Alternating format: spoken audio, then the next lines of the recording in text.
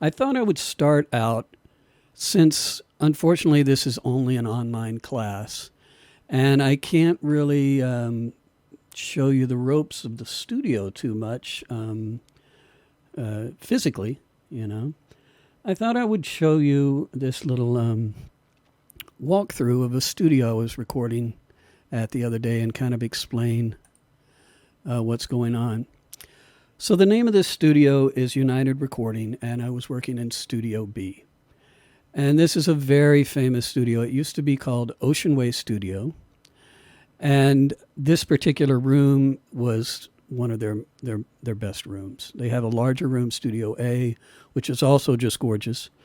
But this is Studio B, and it sounds phenomenal in there. And they've had people in there like Frank Sinatra, Neil Diamond, Chick Corea, Bette Midler, and even Frank Zappa. So just like everybody in LA goes to this room all the time.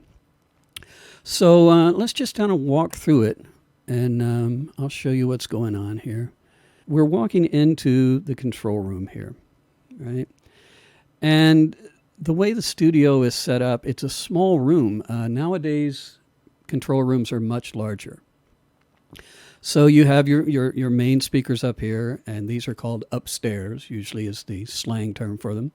And then you have your speakers you do most of your work with here. And then these are famous old speakers called Yamaha NS10s. And they sound pretty awful, right? But in the 80s and 90s, everybody used them. So everybody knew what they sounded like. They're very good for balancing. And if you can make your mix sound good on these little horrible speakers, then it's probably going to translate well to other rooms. So in the control room, we have the console, of course. We have the recording source, which in this case, it's Pro Tools, right? And then this is kind of like the central, it's called a patch bay.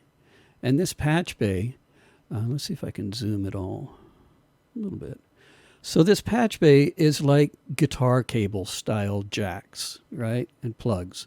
And so it's a different format because it's 3 conductor and a guitar cable's 2. That's not important. Excuse me. But everything that connects to the studio comes into this central patch bay. And you would have mic panels where you plug in your microphones out in the live room. And the microphone connectors would come up into this patch bay.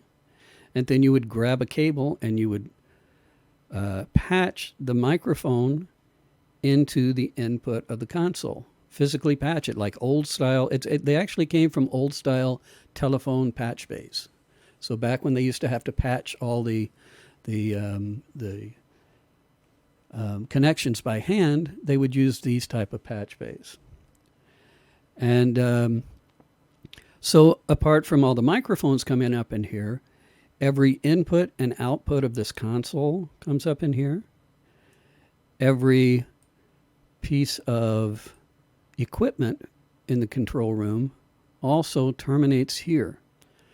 So you never have to get behind equipment to plug it in. It's all routed to one central location, and you can patch it that way.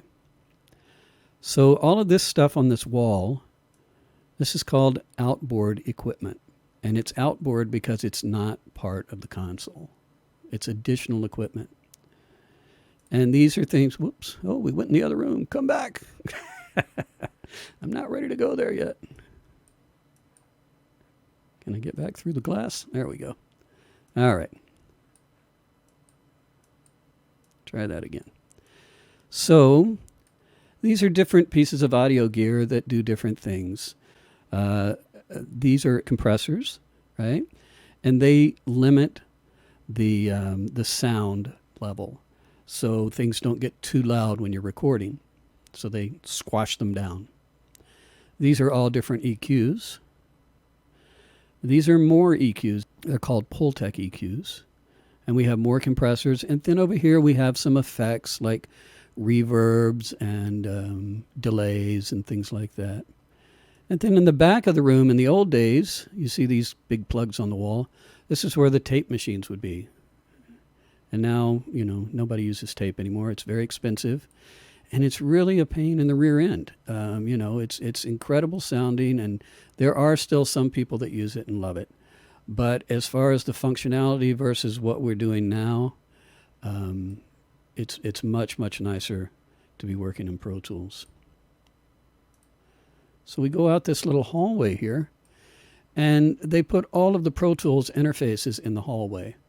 And they do that because they have fans on them, and you don't want any noise in the control room. So you walk through here, and this is the live room.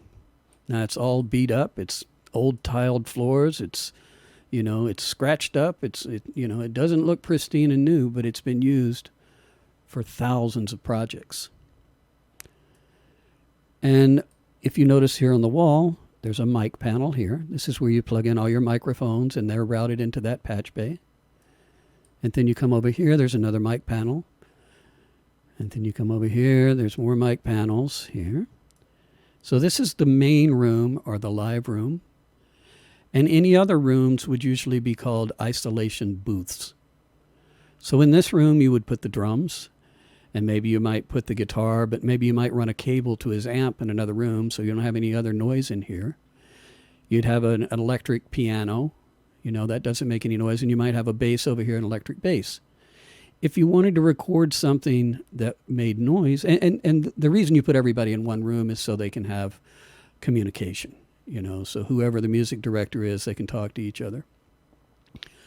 And on the ceiling and walls, we have all sorts of different sound treatments. Some of them are absorptive. They absorb the sound, and some of them are reflective. And some of them disperse the sound. So they all have different rules. I was doing a recording session in Shanghai, China. And it was at the People's Republic recording studio where they do all the radio broadcasts for China. They have all the classical concerts there.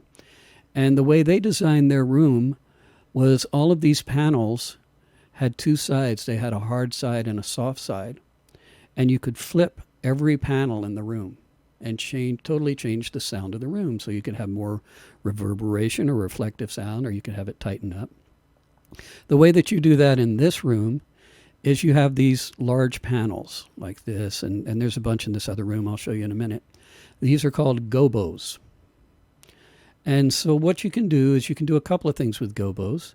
You can break up the room. So if you had a guitarist here and an upright bass here, you could put a panel in between them and help get a little more isolation between the two instruments. But you can also put panels, like if you had the drums here in the center, you could put panels around the drum to keep some of the reflective energy from getting into the drum mics. So that's what you call a drier sound. So there's less reverb, it's drier. And this contraption up here, it's a giant absorptive umbrella. And so this goes over the drum kit. And this actually lowers, it's on electronic pulleys. And the whole thing comes down and it sits over the top of the drum kit, and it can make it really dry, like obnoxiously dry, So that's kind of how the acoustics work in the room, right? And you would be looking at the engineer through the control room glass here. If we go into an isolation booth, this is where you would put things that are quieter instruments that need isolation. So you'd close these giant doors, and maybe you'd put your acoustic piano in here, or you'd put your upright bass. And if you look back in the back of the room here, these are all different types of gobos that you can kind of build rooms inside rooms with these panels. These are personal mixers. And so what I would do, musicians all want to hear something different. If you're a bass player, maybe you just want to hear bass and drums, a little bit of guitar or whatever. Everybody wants a different mix. That's an old 1970s Neve console in the room, and 1980s Neve console in the room, and it doesn't have the flexibility to give everybody their own mix, right? So you can feed all of your instruments into this little mixer. Everybody gets one of these and sits it next to them, and they plug their headphones into this, and they can say, I want more bass, I want more guitar. Makes my life so much easier because I don't have to chase them all day and see what they want. More mic panels. Here's all the different mic stands. Back in the back here is another, they use it for storage too. There's a B3 organ over there. Back in the back is another isolation booth. We usually put guitar amps in here, and we run the cables all the way. And it's very isolated, so you don't get any bleed into the other instruments. I've got a quick question. Yeah. So when you have multiple instruments in that main room and you're recording, they each have a microphone on the instrument? It depends. When we're talking about like guitars, the electric guitar would just have a long cable. It's an extension box. It's not just a regular guitar cable because you would lose too much signal quality. So it's an extension system that he would sit in this room, maybe over in this area. He would have an amplifier. A guitar amp has two parts. It has a lot of guitar players will have a separate preamp and power amp, and then it will sit on top of speakers, right? And so what he could do is he could have his preamps in this room, and then we'd run the long cable all the way back into that room, and you only mic the amplifier. So there's no mic on the guitar. Because we had drums in this room, we wouldn't record an acoustic instrument in here because the drums would just totally drown them out, Right. So the actual, like the recording that you're getting of the guitar is not what the guitarist is necessarily hearing, but the signal that's being sent out from his preamp. Right. And you're just miking the amp in another space. Correct. So the amp is kind of in its own little isolation room of sorts. Exactly. And so the bass, most of the time, I can't say most of the time. Yeah, I guess most of the time. At least 60-70% of the time, there's no bass amplifier.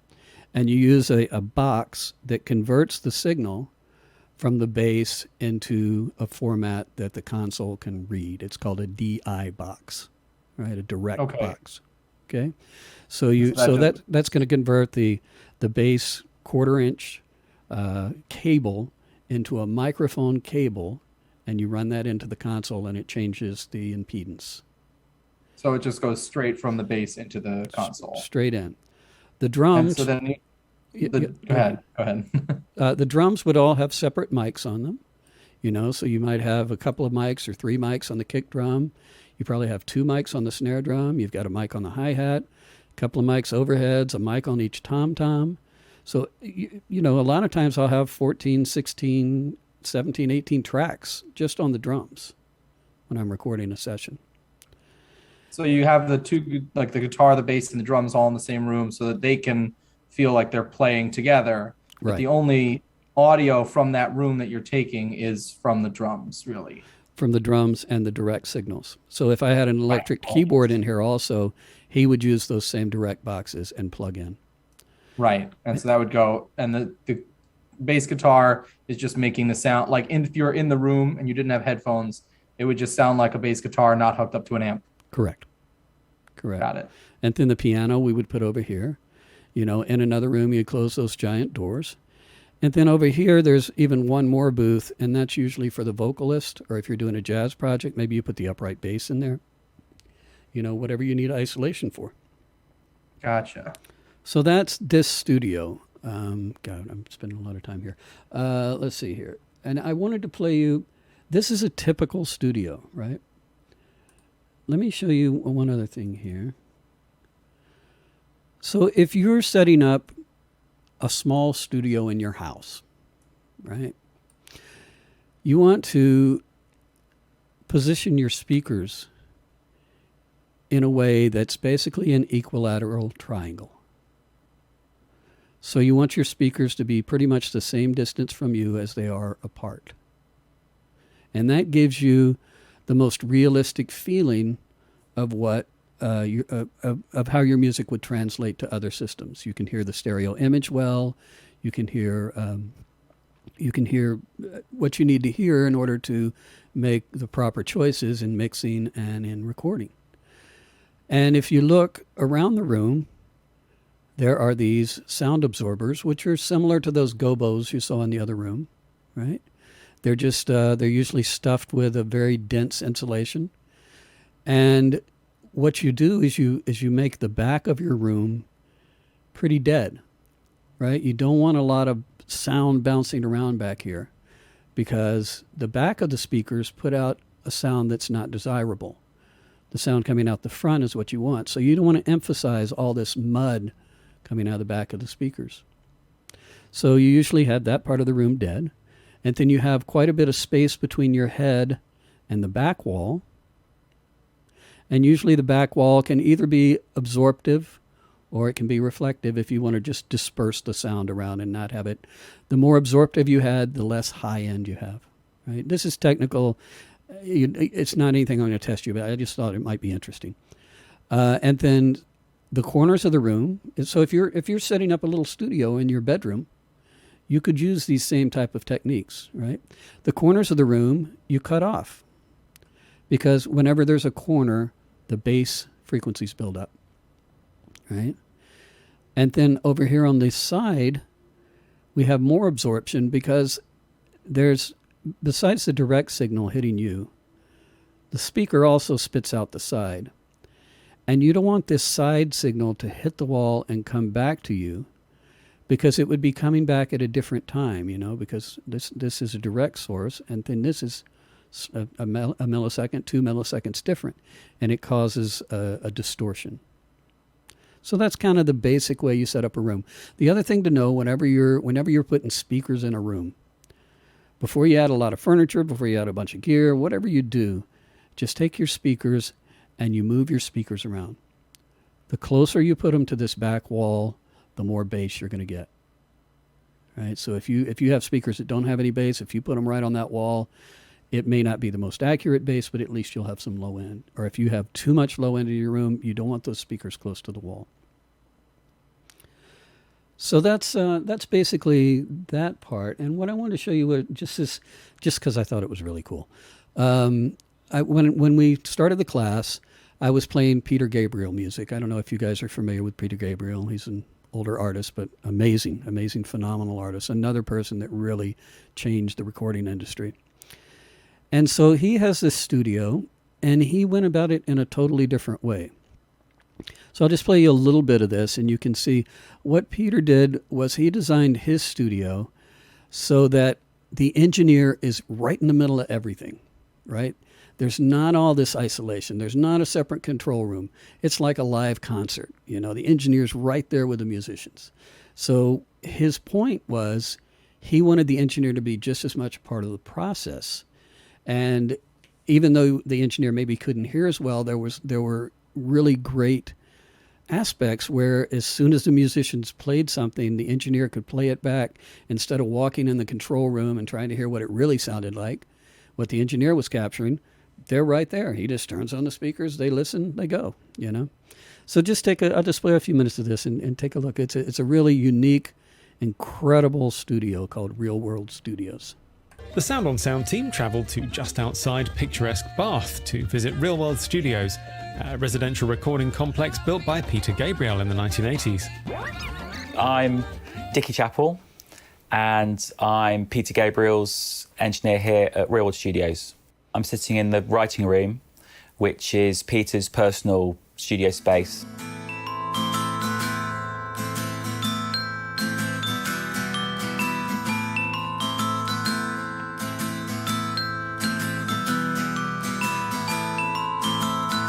Everybody right in the Real same World's room. built on this performance space idea. It's all about having the console in the middle of the room or in the centre of the way of working. So you can have talkback, you can have separate spaces, but you're encouraged to work in the room together. And you as an engineer are challenged to not let the technical process get in the way of the creativity. The big room, for example, you can have a whole band set up in there. We've done maybe three drum kits in that space together. Drummer can move from different areas. The bass player has all his basses, all his gear, guitar player. Peter has all his gear, all his keyboards. It's a big performance space, and in the centre of that is this SSL console. So you can be there working, you all talk to each other. It just makes it really, really fast, and a different way of working. And a lot of people have come here. I saw it initially, people were kind of scared of that, like, well, where's the separate space? You can separate off with booths and stuff, but people really started to understand that that was a much better way of working. Obviously, the setting is incredible to write music. Like, it's almost as important as the gear we have in here in terms of people getting into their mental headspace that they need to write music and to record music. I think the musicians playing in the same space as the control room as well means that they automatically feel involved in the recording side of it too, which is kind of exciting for everyone to do, but like, it just makes everything feel like it's more cohesive as a team. There's none of that, like, oh, quickly let's make things sound a little bit better before they come in the room. It's just like, play, play, play, and then we're kind of all dealing with it together, which is quite nice. You know, immediately is like, okay, this doesn't sound quite right. There's none of that hiding away, which is definitely something we learn here. It also means that you focus on the performance when the recording is actually happening. It forces you to make decisions early on, which can be a great thing. So the writing room here is like a smaller example of that, where we have a central position here where I'm sitting. Okay, I won't continue with this. But pretty cool, huh? Right? It's a very creative way to design a studio. And it's totally against all the rules of make everything pristine and perfect and have everybody completely isolated so you have complete control. It doesn't matter. It's about getting your point across with the music. You know, it's about telling the story. And Peter is amazing with that. Alrighty, so let's move on. And we're going to open up our Pro Tools. Did everybody got the class materials I sent, I'm assuming? We're going to open up our Pro Tools session. And the one we're going to open is the one that says RSF, 3 tracks, melody and bass, 9-19-19. And this is just a little example piece. So this is a very simple song, kind of like what I expected, you know, out of a beginning student's project, you know, like their homework. This is only 3 tracks. You depending on what level you're on, you have different assignments, you know. So here's a simple track, and we're going to talk about how to work with this track and how to make it more musical, even though it's simple, right? So let me play it first.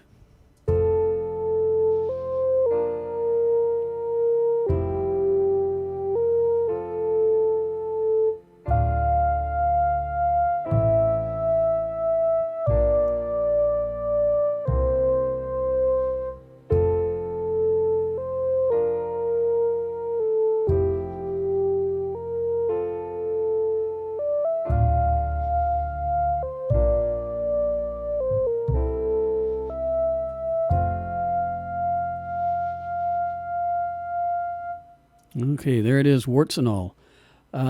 So we're going to work on editing this track, editing this song. And we kind of got a little bit started into this last week, but everybody wasn't really set up. I didn't want to go too deep into things until everybody was ready for this. So first of all, let's color code our tracks. And we talked last time about, you know, this little box here that you can click on, and you want to turn on track color, right? And so we're going to take each of our tracks, and we're going to make it a different color so it's easier to see. So we'll start with the melody track, and I'm just going to double-click on this bar, and it brings up the color palette, and that bar is, you know, just this little sidebar here. So I'm going to make my melody track maybe blue. I'll go over here, I'll double click on the piano, and I'll make the piano red. And maybe I'll make the bass. Actually, you don't have to double click on each one. Once you have the palette open, you can just select the track, highlight the track, and change its color. So maybe I'll make the bass green. Can you show how to open that color palette one more time, please? Absolutely. So up here in the tracks area, there's this little icon up here. Okay? If you click on that, you want to make sure that track color is selected. And then once it's selected, you see these bars here. You can double click on those bars. Got it. and change the color. Thank you. Uh-huh. And then the other thing is, we talked about the preference for this also, but let's just talk about it one more time. We want to make sure that default track color is set to tracks and MIDI channels. And we want to make sure default clip color coding is set to track color. So that means these regions are going to be the same color as your tracks. And then while we're here, MIDI note color shows velocity. And that's what we were doing last week when we started dragging those velocities down to make notes softer, right? So what's a clip? A clip is one of these blocks of information. So, that's a clip, and if I had another clip over here and another clip over here, those are all clips, right?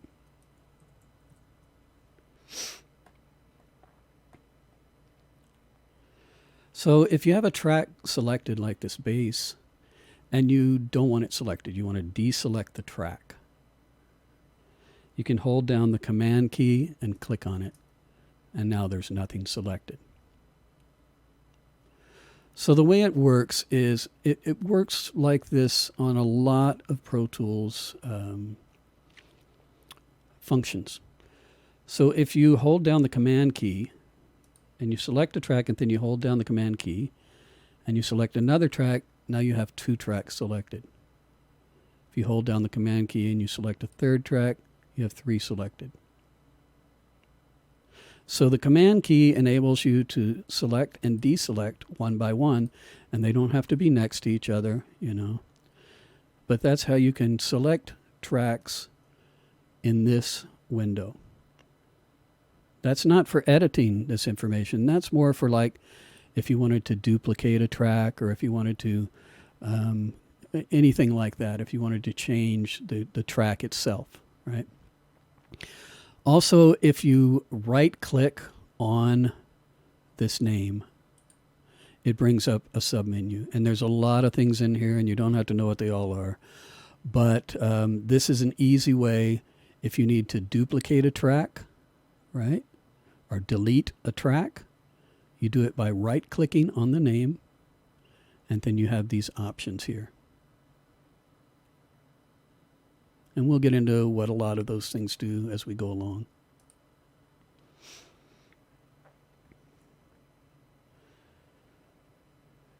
So we talked about the MIDI editor last week.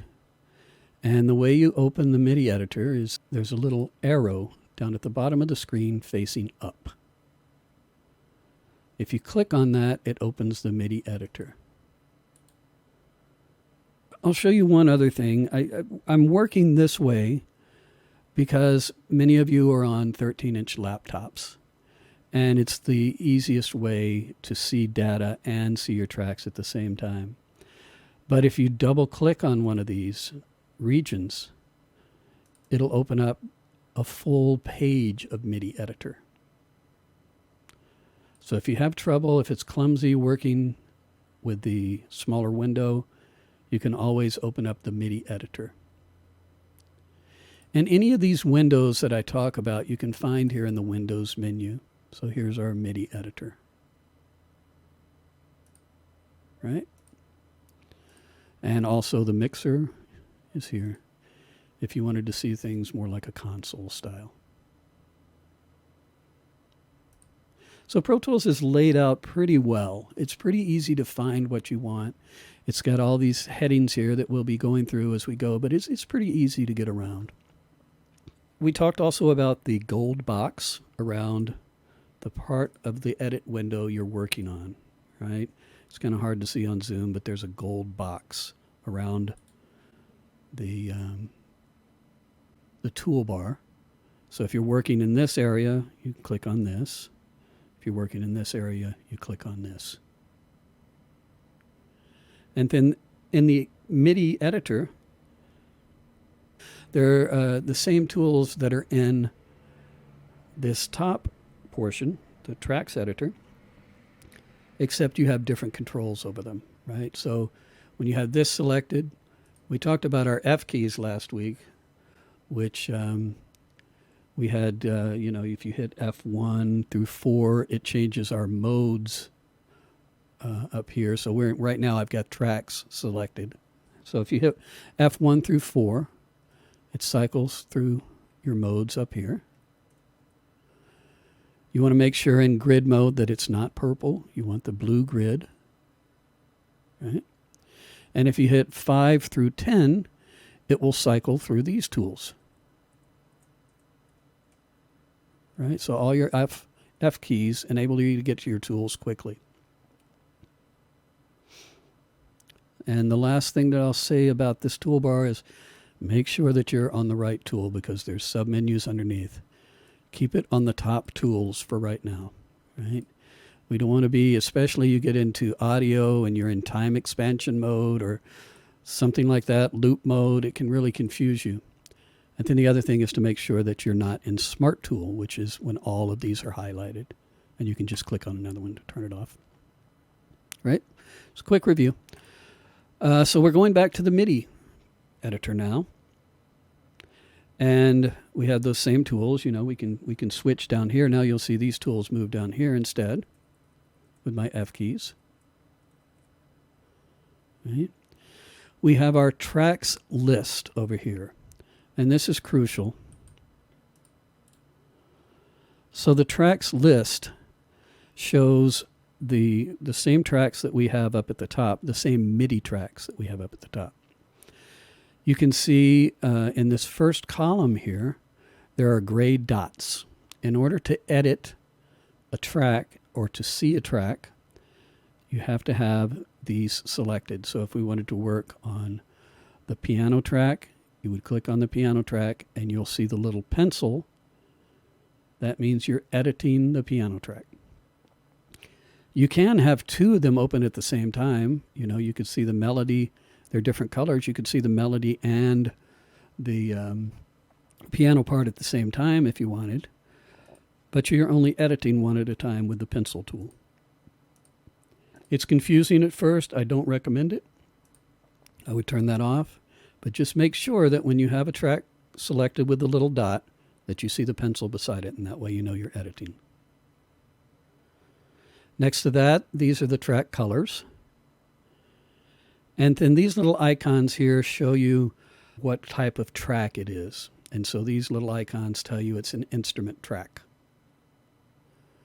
Above it, if you have a track selected with the little gray dot selected, these are your solo, mute, and record. So you don't have to go back up here to solo a track, right? Or mute.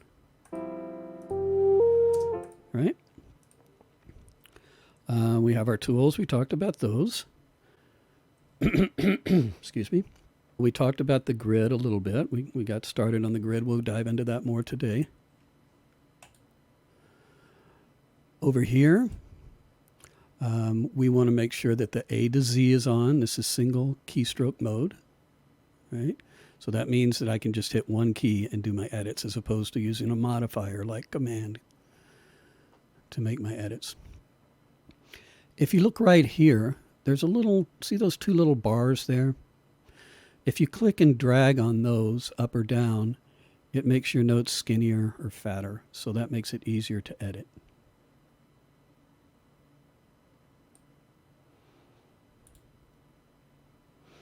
Any questions, everybody? Am I going too fast, too slow? Do you guys remember any of this, or should we just kind of keep reviewing it a little bit? I have one question. Sure.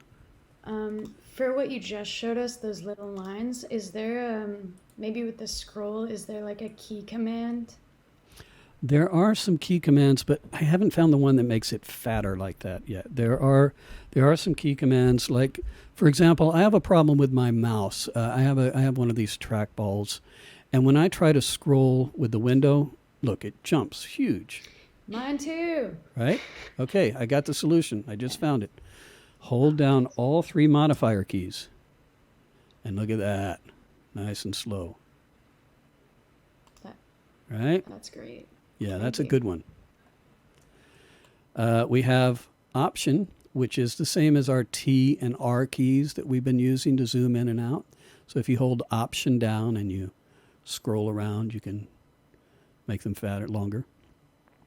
And then we have Shift, and Shift just scrolls the track, right? Doesn't change any size. So those are your keys to help you out. I just wanted to point out I'm using Windows, and it seems like if you use Control, Shift, Alt, and then scroll, that seems to make the notes fatter. I don't know what the equivalent is on Mac. What was that again? Control Shift. You were talking. Control Shift Alt. Let's see that. No. I suppose it's just a Windows thing. No, I know there it is. I found it. Yeah. Yeah. Thank you. All right. Command Option Shift. There it is. Yes, I'm writing that in my notes. Thank you. I was playing around with that today, and I just couldn't find the exact right. Hang on. Let me just write this down.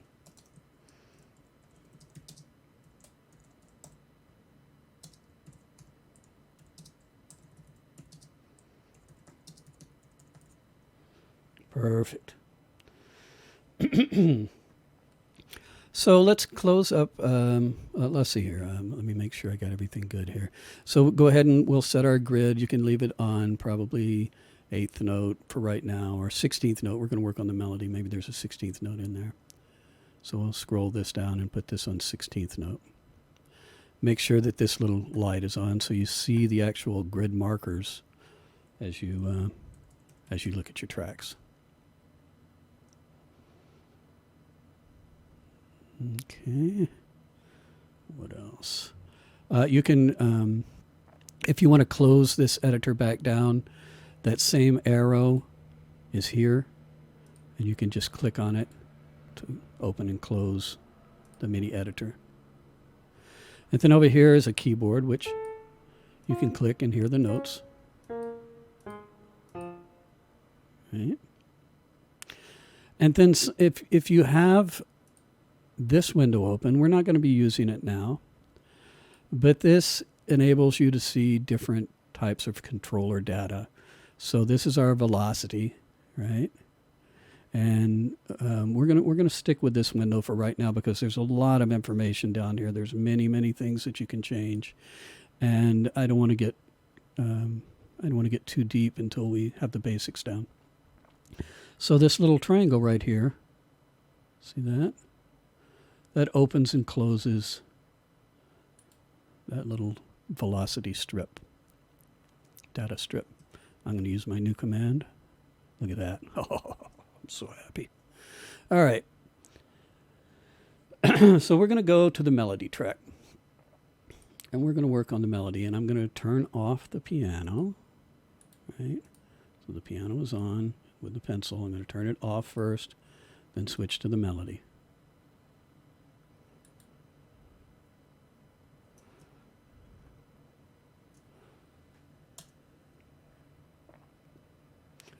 So I guess let's talk about the grid a little bit.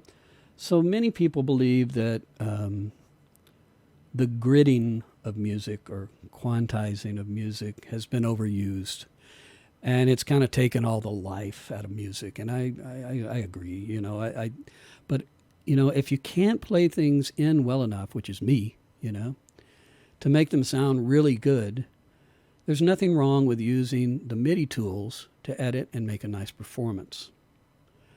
And no matter how good you are as a player, you can still edit your performances to make them sound better. And there's no shame in that. You know, it's just another tool. As a matter of fact, I worked with this famous jazz pianist named Bob James for 25 years. God, I'm dating myself. Well, we'll say a lot of years. I worked with him for a lot of years. And we used a device called a Disklavier piano.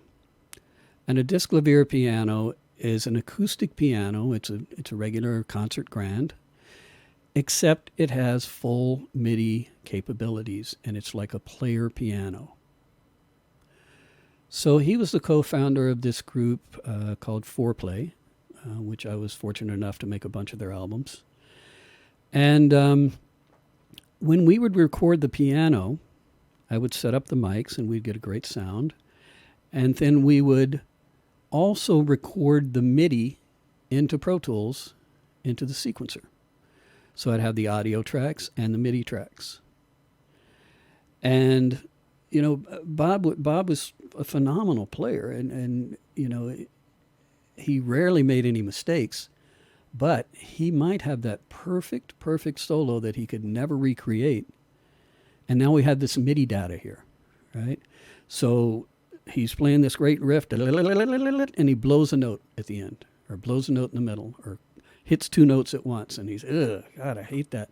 Now, to try to punch that in and out to get that one note would be difficult. You can do it, but it's hard to match the level. It's hard to match the energy. He has to play in exactly the same time.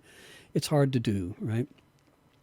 So we would record the MIDI, and then we would play the MIDI back. He would edit the parts on the screen, and we would fix the MIDI, and we would play back and just record that little bit of audio we needed.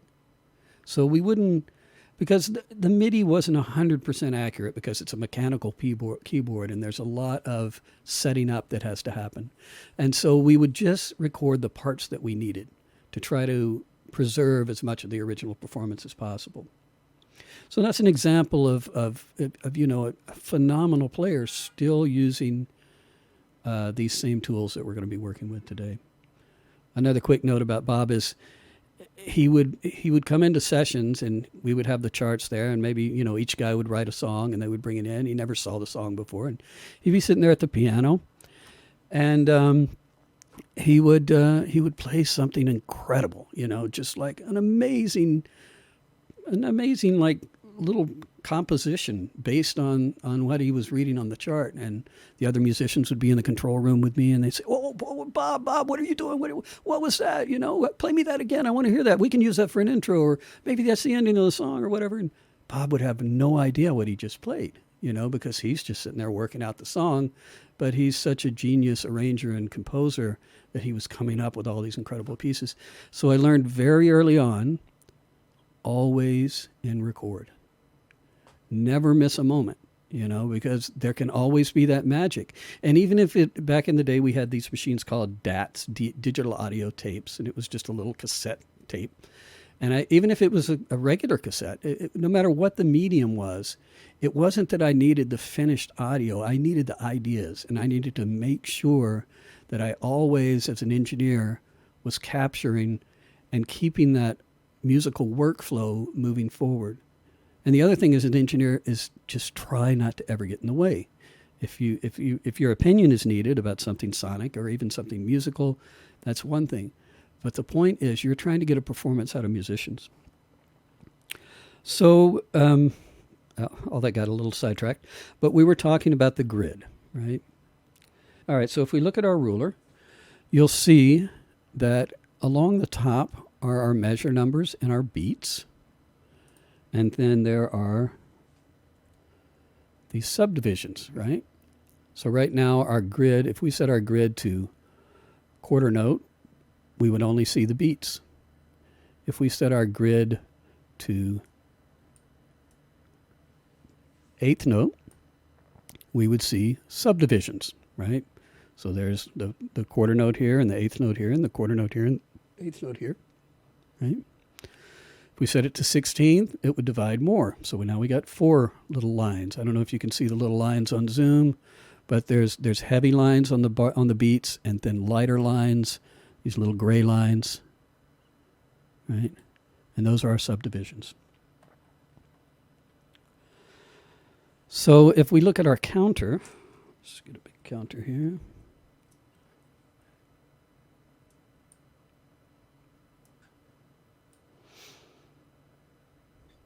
I'm having trouble with my grid. I don't know.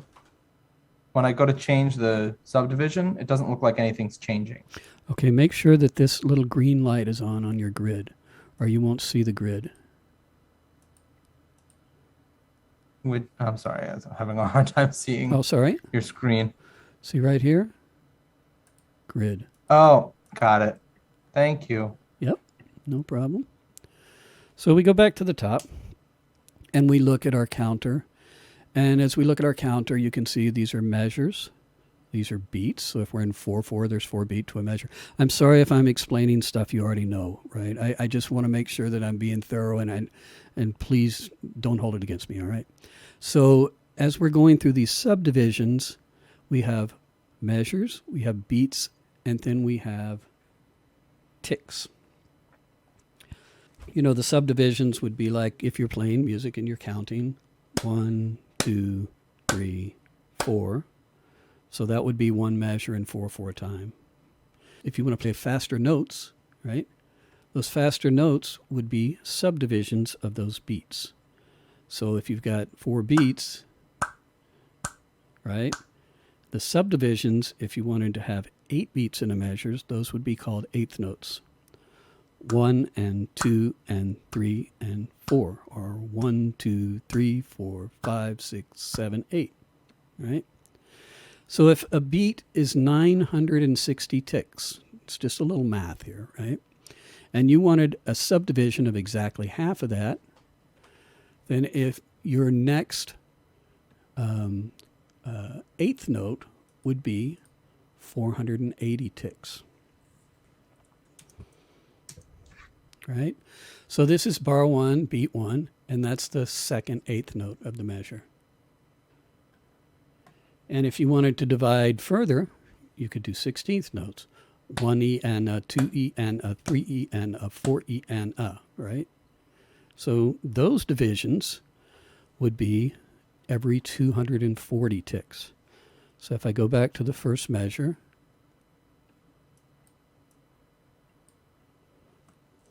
the next 16th note would be 240. So these are the numbers you need to remember. You have 0. The next 16th would be 240. The next 16th would be 480. The last 16th before the next beat is 720. So I made a little chart of this, right? So you can see here's your beats. Here's your eighth notes. There's the divisions, right? And then here's your 16th notes down here. 1, 240, 480, 720. Next beat, 240, 480, 720. Everybody clear on that? Any questions about that? Because this is going to be very important as we start editing. Right? Okay, everybody's clear, right? Let me know. It's not. There's no wrong questions ever. So also, in this MIDI editor, there's not a lot of room here. Let's close this out. You can grab this bar, and if you hover right over this bar here, you'll see that your cursor changes into a plus with arrows on top and the bottom, and you can just drag it up and make it bigger. That way you have more room to edit if you're working on a 13-inch laptop. So now we're on the melody track, right? And if you look at these, we're gonna show you how to grid music. Okay, so if you look at these notes, you can see that this one overlaps with this one. This one starts a little bit before the downbeat. This one holds over a little bit too long into the next note. Right? This one starts a little bit before. So the first thing we're going to do as an exercise is we're going to correct these. We're going to grab our trim tool, this tool here, and we're going to set our grid to 16th notes is fine. And then we're just going to click and drag, and the notes will snap to the grid.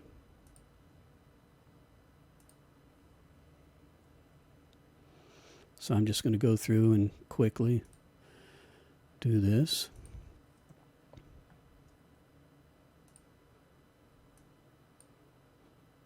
Now there must be a shortcut for this, right?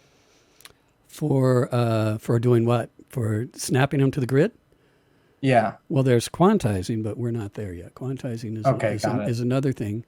But right now, I'm just trying to get you used to the tools and being able to put things on the grid. And it's not that many notes, so it's not a very long piece. So I'm just going to go through and quickly straighten these out.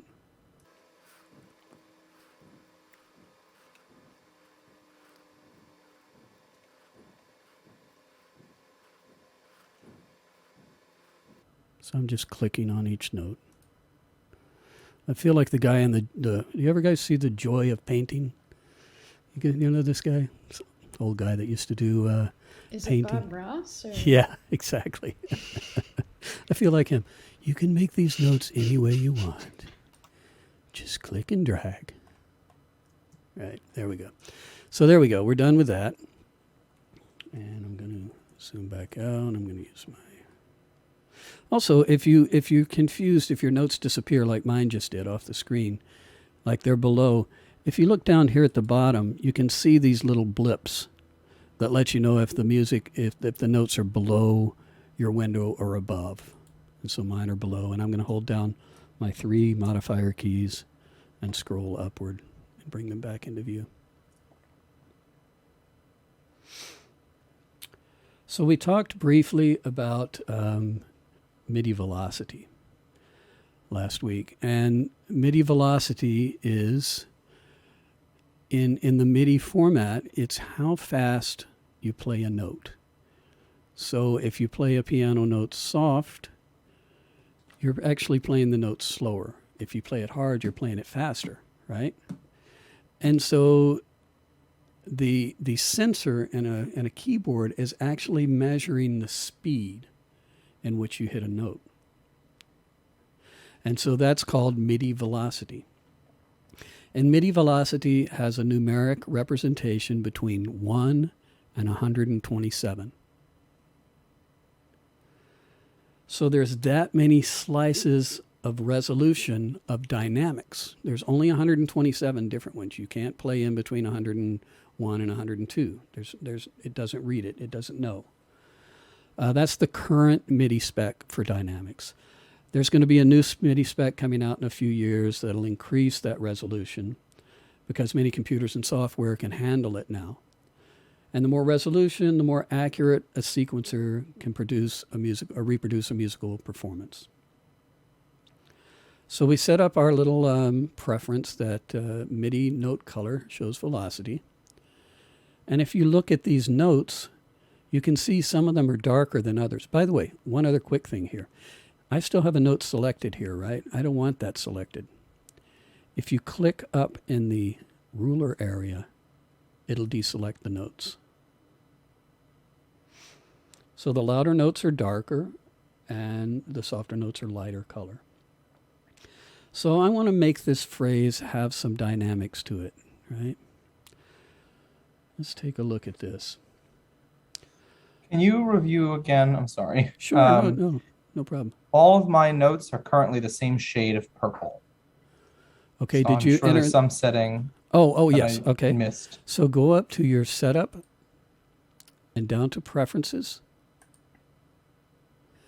And then in this first tab, display, you can see MIDI note color shows velocity. See that? Okay, I have that checked. Okay, so are all of your notes the same dynamic level right now? Let's do a little When I test. look at that velocity bar, no, it looks like they're at slightly different levels. Well, let's do a little test here. So if you go to your grabber tool and you hold down the command key, your grabber tool will change from it's a plus when it's not on anything. When you're over a note, it turns into a finger so you can move that note. But if you hold down command, it turns into this little bracket. And then up here in this corner, you can see that the velocity, when I hold down on this note, you'll see that velocity is 76, right? If I hold down and I drag down, I think that Alex hit the nail on the head. what's that? So she said if I have my computer in dark mode or in night mode, it affects how the colors show up. So I just did your test and I brought the velocity to an extreme and I saw the difference. And I took my computer out of dark mode, but for some reason Pro Tools is still in dark mode. So I'll have to figure out how to change that. Yeah, that's another display preference up here. I don't know if you have to restart your Pro Tools, but let's see. So you go to Preferences, and somewhere here is dark mode. Here we go. So there's Classic and Dark. Oh, And I there it kind of is. recommend Classic mode. It's just Oh, that helps so much better. it's so much easier to see stuff. Yeah, So much better. yeah. Thank you. Okay, so we're going to try to make this more musical. So what I'm going to do first is I'm going to bring down these first few notes, because right now everything's kind of. Let's just solo the melody track. So I have the little dot selected here, and I'm going to hit the solo button. All right, and now we'll just hear the melody track.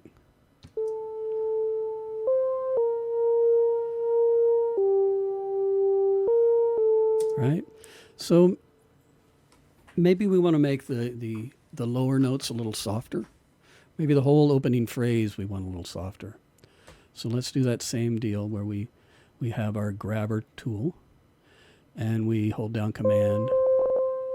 And we're just going to go through and eyeball this. It's not going to be the most musical performance ever, but we're just teaching you how to edit right now. Right? So we're going to turn down the low notes. And we're going to try to make this a little softer.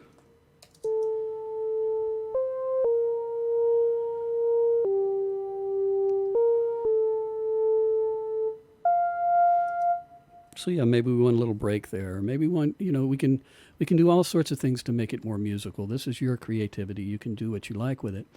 But if you grab the trim tool right here, maybe we want to make this note a little shorter, you know? We want to detach some things. Maybe we want to make a little breath here and there. Here I am. I'm being that painter again. This is your song. Make it as you like. But we'll go through now and start making this track a little more musical. It's a little loud there. So I felt that this is a little loud. This is a little loud, and this little notes here is loud too. So I'll just bring these all down. We go to the next section. So now we're at the higher notes, right? So as the line goes down, we want to make it a little softer. So we'll hit the high note fairly hard, and then we'll start bringing these down a little bit. Right? So as the line goes down, you have a softer kind of release. Still a little loud there.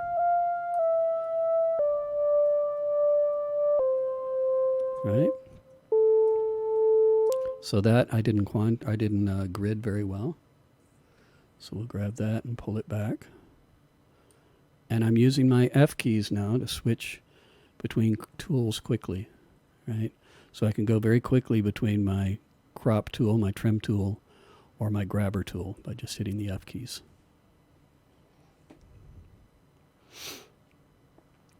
So continuing on here.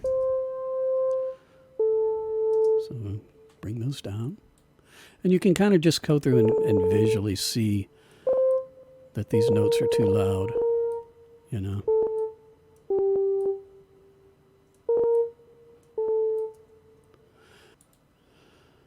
Right, and then now we're at the end, and maybe we want this last phrase to be pretty powerful, so we'll leave those pretty loud, and you know, and this note looks like it's getting lost, so I'll bring that up a little bit.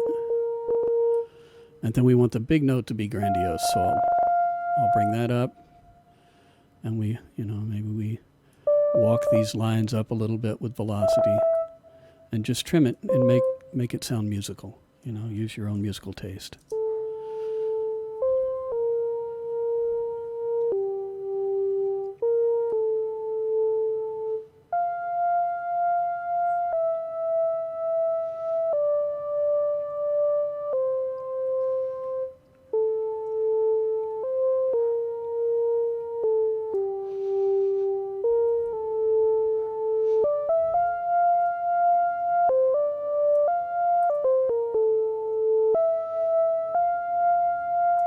right? So that's how we can edit the velocity.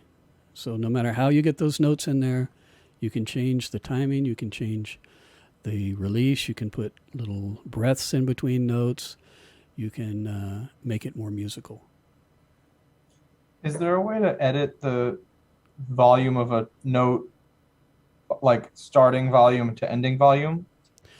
Yes, there is. That would be MIDI volume or MIDI expression. And we're not there yet, but yes, absolutely. Especially for things like strings. You know, if you just play a string part in flat, it's horrible. You know, it doesn't sound like a string at all. Strings are always moving. They're never still. So yes, we'll get into that in a bit. So that's enough for the melody track right now. Let's go to the piano track now. If I play the piano track, we'll solo. Also, the melody is still being soloed here, right? So be careful that before you go to the next track, like I did, you unsolo the melody, and then you turn it off and you go to the piano, and you can solo the piano there. So if I play this track back,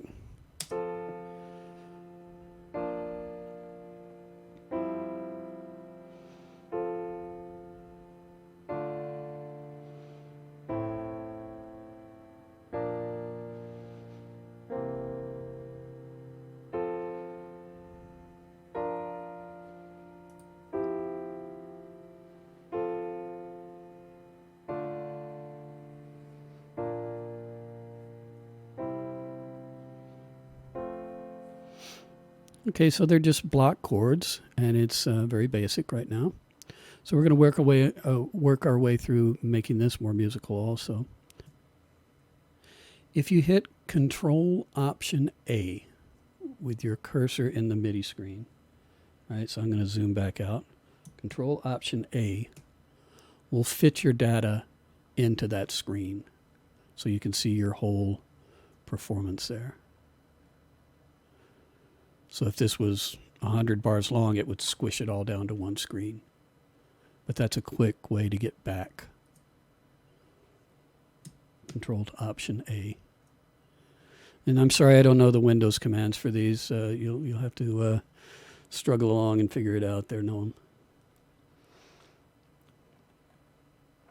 If you look at these blips here, these MIDI notes, well, first of all, did anybody notice anything about the difference in what we're hearing and what's on the screen? I'll play a little bit again.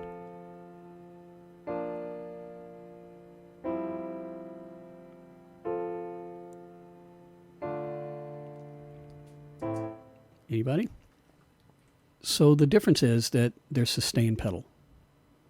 So all these notes look like they cut off, but there's actually sustain data because this was played in with a sustain pedal. So we're not going to view that right now, but just to make you aware. So what we want to do first is we want to voice the melody with the chords. Right now, they're kind of all over the place, and they're all at different levels. So when you play piano, you're taught to lean on the upper notes of the piano, which is the melody, right? So the top notes are the voicing, right? And that's called voicing the chords, right? So you want your lower notes to be softer, and then you want that melody note to stick out some. So that's what we're going to do. We're going to select everything, right? Command A selects all. And then we're going to grab our grabber tool, and we're going to take all these notes and we're going to drag them all the way up, right? Until they're basically all the same color. This one's still too soft. So I'm going to select all again. I'm going to grab my grabber tool and make sure that they're all the same level, right? So they're all at 127 now. It sounds horrible. It's banging, you know. So what we can do is select all.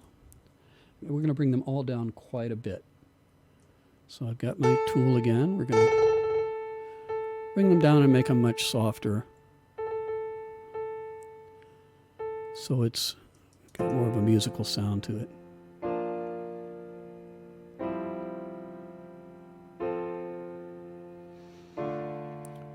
Now that's nice, right? But you still hear the chords at the same level as the melody. So there's basically two ways to address this. You can either turn the melody up, you can turn the chords down.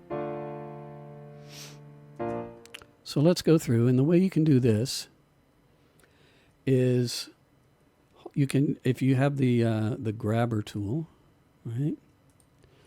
You can hold down the shift key and you see the grabber tool turns into this little arrow. This little plus. And you can drag down and select the notes. So what I want to do is leave the top note of each chord, and I'm going to drag down and select. Right? I'm just dragging across the notes and selecting all the chords.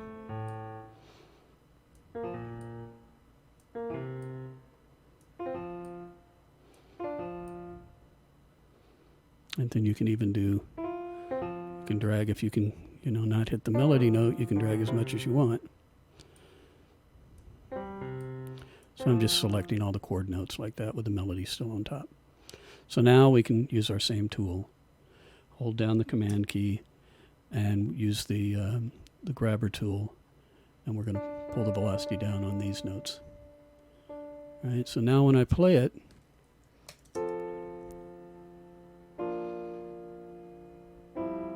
the melody comes out.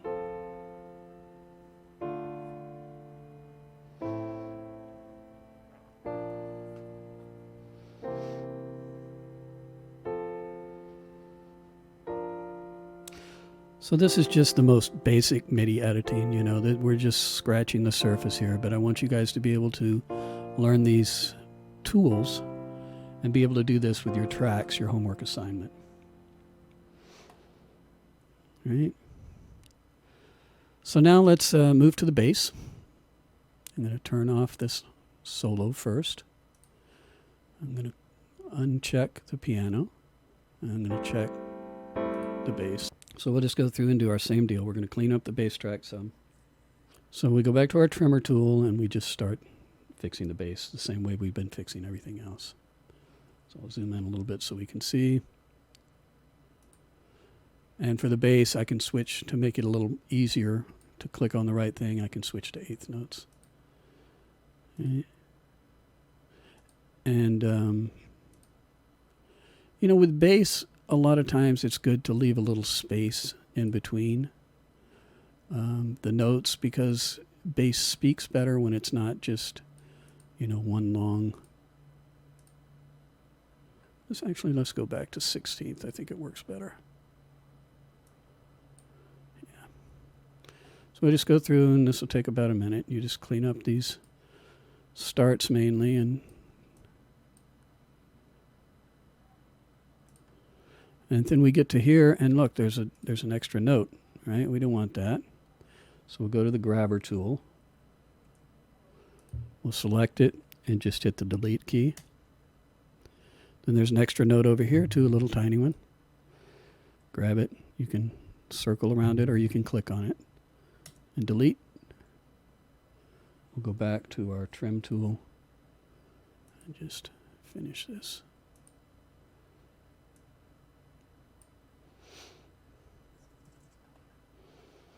Great. There we go. So now we're more quantized, or more on the grid. And now let's listen to the bass and the piano together. I'm just going to close this out for a second. And I'm going to solo the piano. And I'm going to solo the bass. And I'm going to play.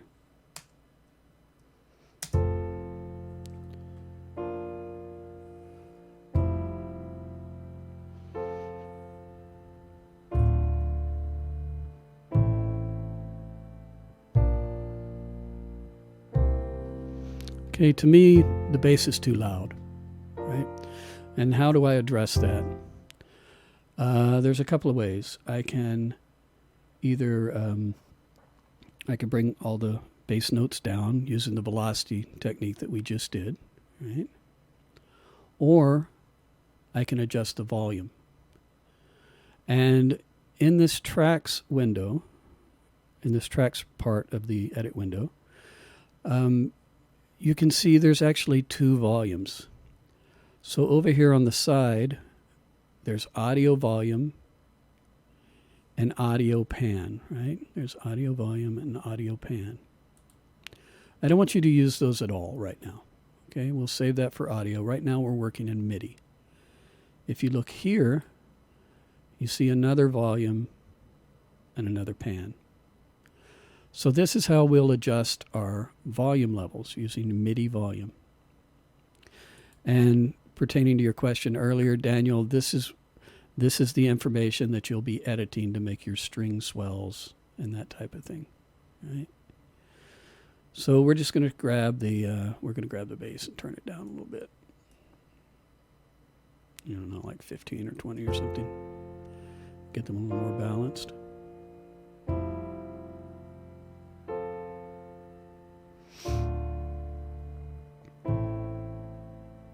Okay, that feels a little better. Now let's add the melody in. So I'll turn off all the solos.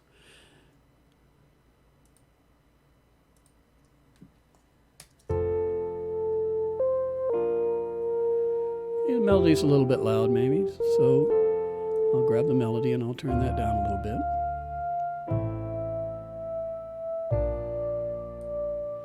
And just mix it how you like for right now. But this is how you can make your adjustments until we get into audio later.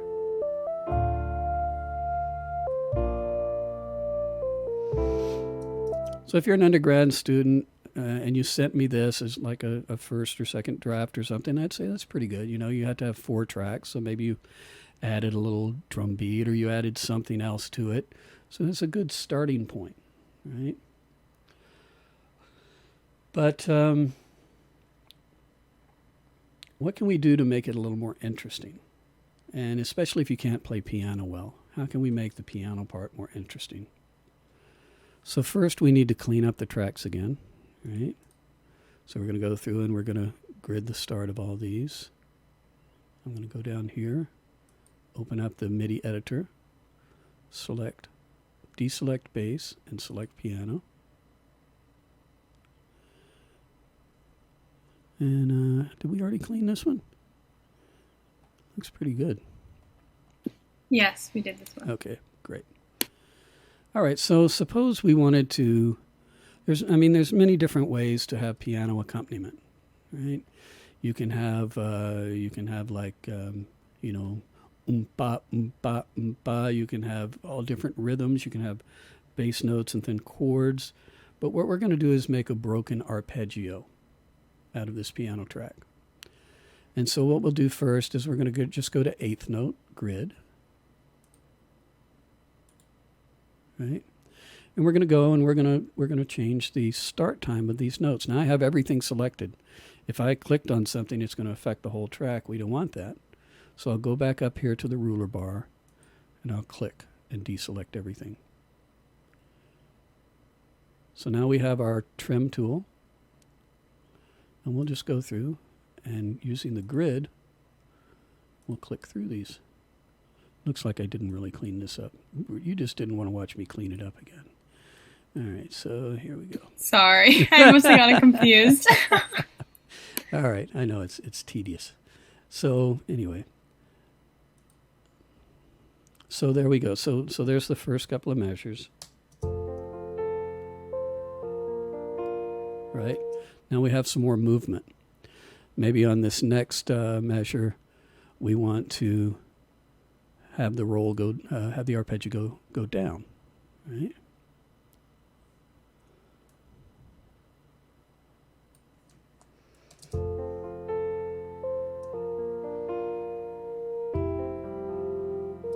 And maybe here we want to do maybe just the bass note and then the chords. Like this. Right? So we have kind of a nice little thing going here, a lot more movement, more musical. We've got the melody notes coming out. Right?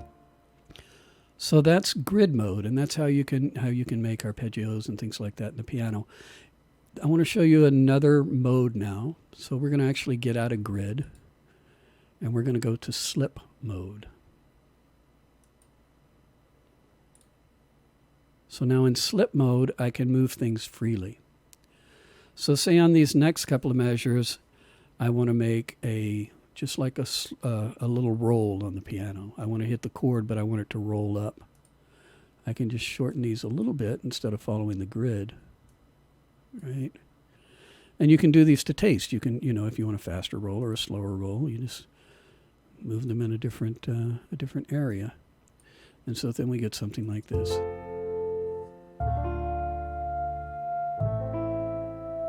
Right?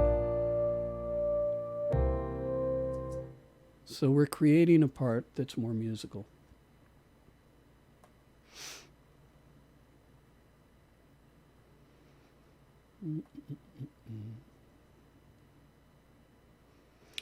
Okay, so let's talk a little bit about bass lines. We've got our melody better. We have our piano with the arpeggio, and you can go through and finish the rest of the piano track. But I'm just showing you the beginning for right now. So, bass lines. What are bass lines? Bass lines anchor the track, right? They anchor it in several different ways. First of all, the bass note changes the chord. So, for example, if I have just a C major chord, right? I'll play it up here. Right? I move the bass note down to an A. I still have that C major chord up here, but now it's an A minor 7. Right? If I move the bass note down to a F, then I've got an F 9 chord, major 9 chord. So the bass note it changes the actual chords. So if you're a bass player and you hit a wrong note, you're actually changing the chord, So don't do that. So what else does it do? It anchors the band rhythmically. It plays along with the drums. You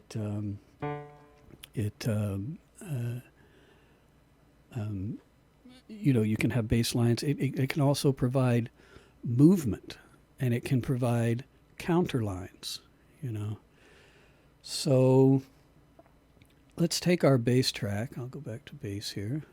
Turn off this piano record.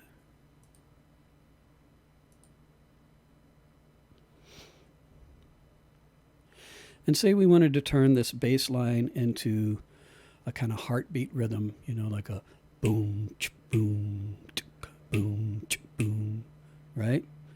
We have these long notes here. So if we go to our selector tool, which is this guy here, and we look at our bass track, we want to cut this note, right? So this note is in two pieces. So where is that going to happen? So 2, 3, 4, boom, boom, right? So it's on the and of 2 that we want that second note to happen. How can we do that? We get our selector tool, right? We're in our grid mode. We go to 2. You place the cursor there, and then you can hit there's 2 commands for it. I use single keystroke commands. Some people prefer the modifier. The modifier version is Command E, and that'll split those. The single note version, or the single keystroke version, is just to hit the B key. So I've got my first boom, boom there, and so I'll go to the next measure. Make sure I'm in grid mode. I messed that up. Let's redo that again. I forgot to switch back to grid mode there, right? So now it would have been out of time. So I'll separate again using the B key. I'm going to come to the second bar. I'm going to hit the downbeat on the second one. Then I'm going to come here and I'll hit a separation there, right? So now I have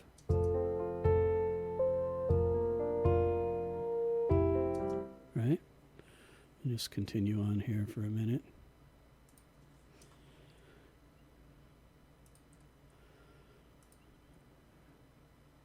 Okay. So now we've got a bass line. Now what I was talking about earlier that you might want to do is if you switch over here back to 16th note, bass usually sounds better with a little space. Right? So if I go back to my trimmer tool, right, I can put a little space in between these notes. And when the bass has a little detached sound, first of all, a big part of bass lines is where you release the note. It's just as important as where you play the note, right? And so this will make a groove. You know, it'll give you more separation between the notes, and you'll hear there's more room.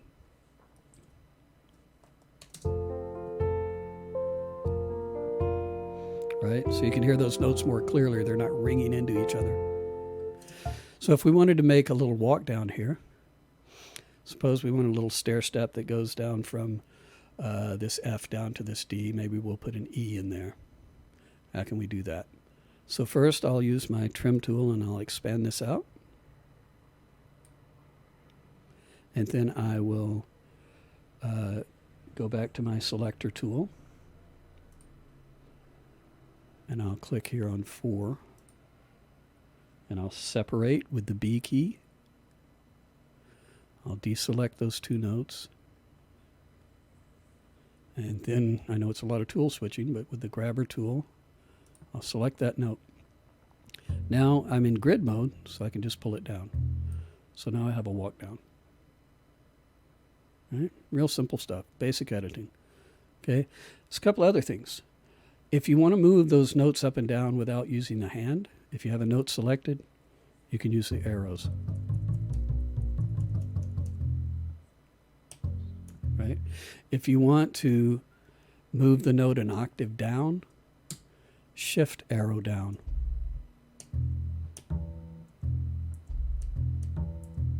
Right? Shift arrow down.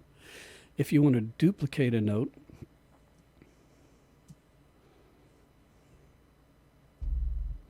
you can hold down Shift and Option, and that will duplicate the note an octave down.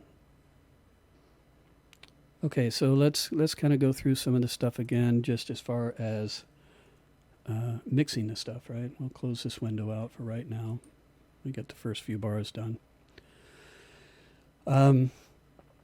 Make sure you're not using audio volume, and let's listen to these tracks now, and let's try to get them balanced with each other. So actually, let me open up the other session. The other session shows it better. Let's close this one out for right now. If you're gonna work and play with this later, you can, but it's maybe save as another version. So that's what I'm gonna do. I'm gonna save as, and then right at the end of the name, I'm just gonna put a version 2 and save it to our same folder. And I'll close this. So to close the session out, it's Command-Shift-W. And that doesn't quit Pro Tools, it just closes the session.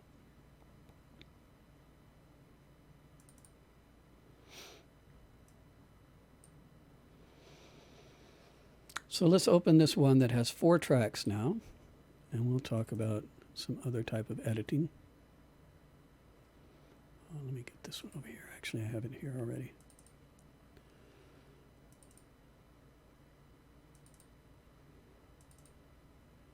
So this is called 4 tracks pasting.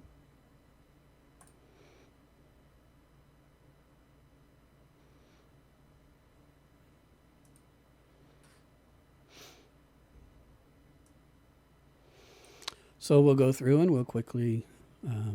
All right, so let's. If we want to make all these tracks bigger so we can see them, just hold down the Option key and go to the bottom of one of these tracks, and your little cursor turns into a plus again, and you can drag down, and they all get bigger at the same time.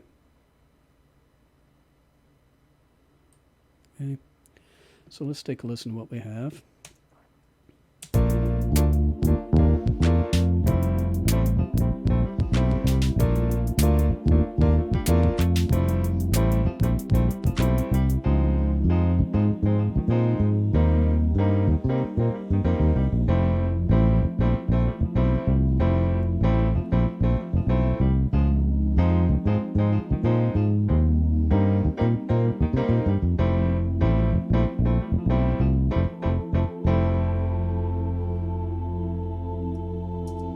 Okay, very elementary, simple piece, right?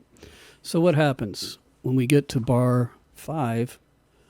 The drums drop out, right? So we need to extend these drums to fill out the whole song. So if we go to our selector tool, and we'll set our grid to make it easy to edit. I like to push the grid up to like quarter note or something like that, because we're actually editing whole bars. And what we want to do is we want to copy these first 4 bars and we want to duplicate them. And there's several ways to do it. If you want, you can also select forward because there's no data in this region and just hit the delete key and get rid of that so it's not confusing. So you can see exactly that you have 4 bars there. Now you can double click on it if you know it's exactly 4 bars long. And you can, if you look up in this little counter, you can see that. So here's the start of the region, here's the end of the region, and that's the length, right? So we know this is actually 4 bars long, but the safer way to do it is to have a grid that's large enough, start from the end and drag backward to the beginning. Okay, so the first way to do it is Command D, and that just duplicates what you have selected. If you hold down the D key, it'll just keep going. Right? So that's one way to duplicate a region, Command D. Undo. The next way is repeat paste. And what you can do is hit Option R, and then you get this dialog box that comes up and says, how many times do you want to repeat it? So we'll type in 2. Okay, so that's way number 2, Option R. That's really useful for loops that you want to repeat a certain amount of time. You know, if you know what your song length is and your section length. Okay, undo that. And the last way is just copy and paste. So we have this selected, copy, put our cursor where we want it to go, paste. Right, and all this can be done right here in the tracks window. And there's actually one other way. Undo. If you use your grabber tool, you can click on the region to highlight it and option drag it.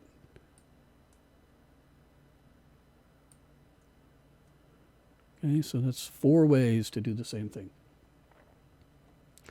So now let's listen to the ending here. We've got our drums.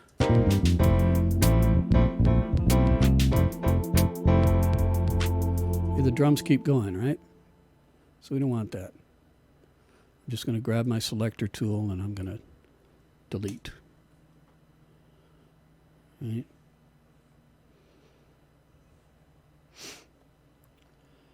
So let's take and make an ending for this.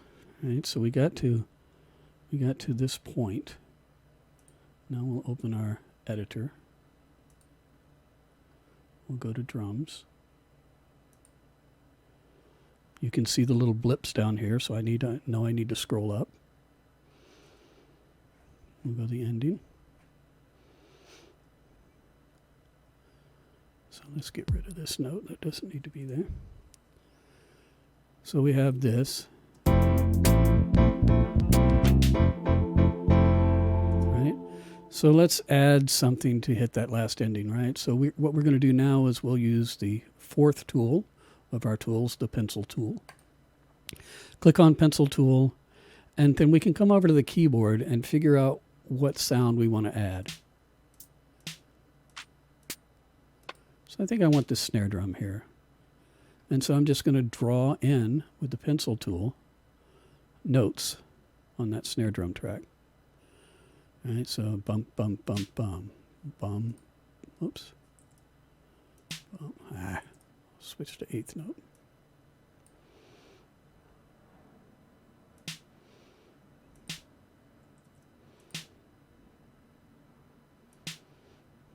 Okay, so now I have the 4 hits.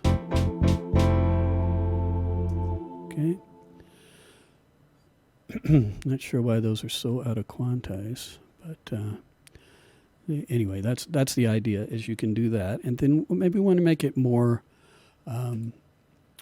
more dynamic, so we can go back and use our tool. We'll make maybe bum, bum, bum, bum, you know, something like that. So we'll bring that one up, bring these down, and bring up the last one, so we have more of an accent.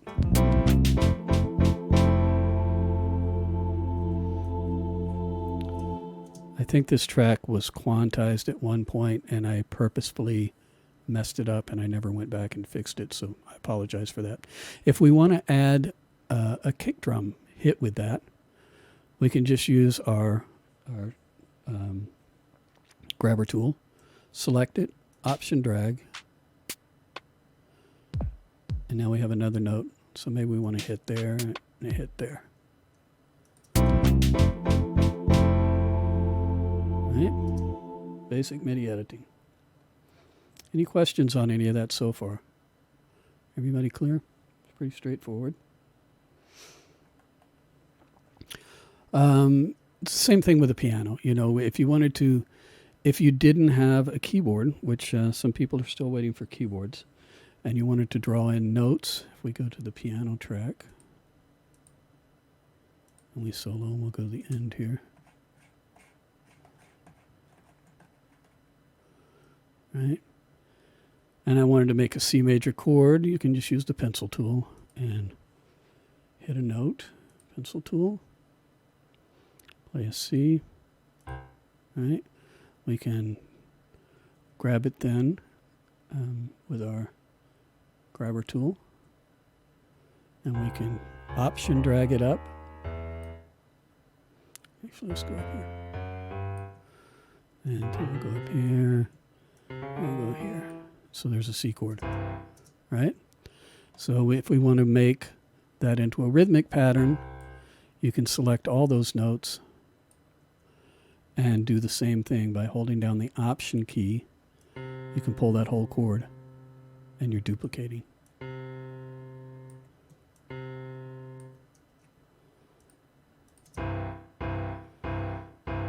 Right?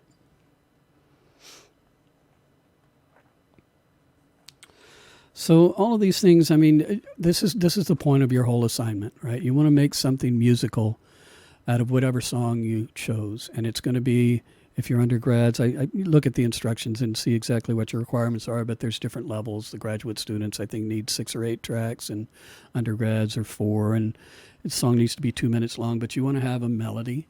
You want to have a bass part. If you're an undergrad, you want to have a piano part, a chord part, and you maybe another instrument, a rhythmic element or whatever. But I want you to use these type of techniques to make your tracks as musical as you can. So let's talk about one other thing here. Let's go back to our balancing.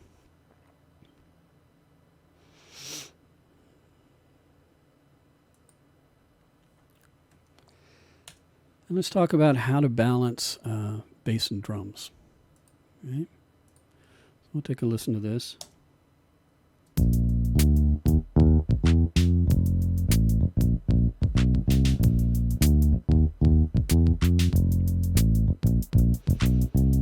All right, I don't know about you. To me, the bass is way too loud, right, compared to the drums. So what I'm going to do is I'm going to... Oh, I lost my little... Sorry, guys. For some reason, the MIDI section was closed. So I'm going to open up the instrument. See this little section here? If you have the session open, click on that and open instrument so you can see all the MIDI controls down here. Right? So now, what do I want from the bass and kick drum? I want them to blend. I want to be able to hear the attack of the kick. Right now, I'm not hearing that at all. I'm just hearing the bass wiping it out. I can feel the kick a little bit in there. So the easiest way to do it that I've found is you can take and just bring your bass using this MIDI volume control, not the audio volume. Just bring your bass all the way down and listen. And then just start easing the bass in.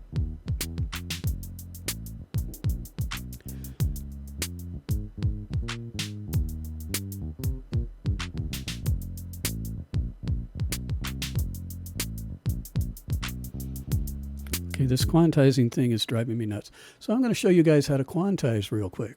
Okay, so if I select all of these regions, right, and I hit option 0, it brings up my event operations window.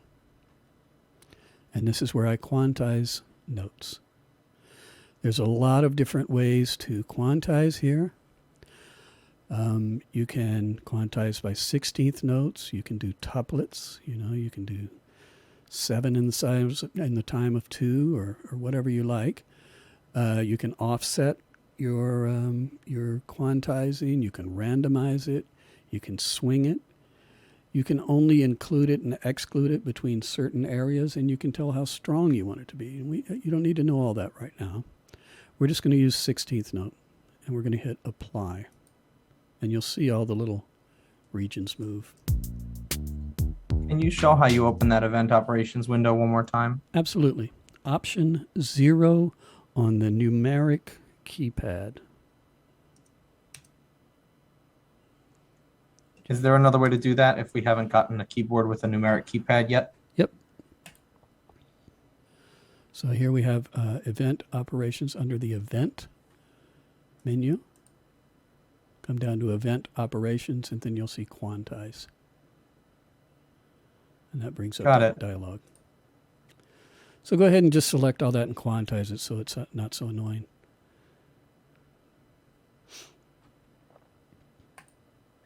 And there's even really deeper ways to get into quantizing, and I'll show you that. Hopefully, I don't know if we get to that in this class, but you can actually take a performance, like a drum performance or a rhythmic performance, and you can make a quantize template that's based off of that rhythmic performance. So, for example, I could have a live drummer, and he's playing along, but he's not exactly on the beat because he's a human being, right?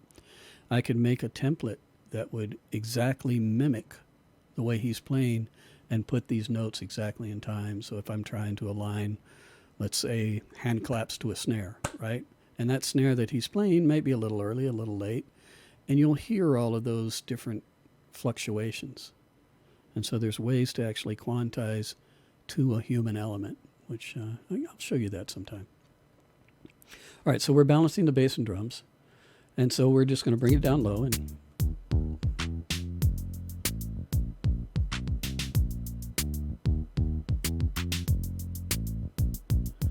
I'm a bass player, so I like bass a little heavy. But you hear how you still hear the attack of the kick drum? Right? So let's go ahead and let's add in our other elements and do the same thing. So we'll put in the piano. I'm just soloing the piano here. Bring the volume all the way down. And just hit play. Start feathering it in until you get it how you want it to sit in the track.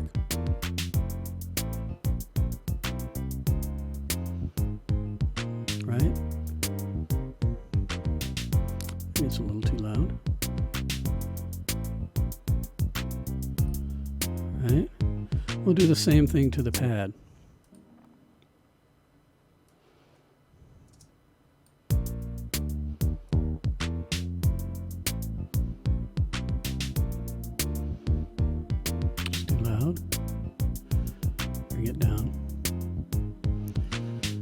Now I want to show you one other thing, and that has to do with panning.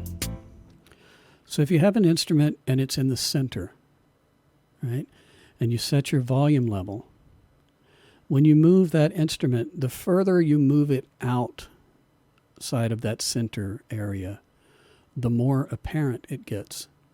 So if you have a piano that's balanced, and I take that piano and put it on one side, you'll hear it sticking out of the mix more, and you'll have to bring it down. So let's do that. So this is not very natural because I usually don't pan a piano so far. And pads usually sound better in the center, but we'll go ahead and we'll pan that over a little bit too. So generally in pop music, you have certain elements that are always in the center. It's usually the bass drum, the snare drum, the vocal, and the bass guitar. and those are almost always right in the center.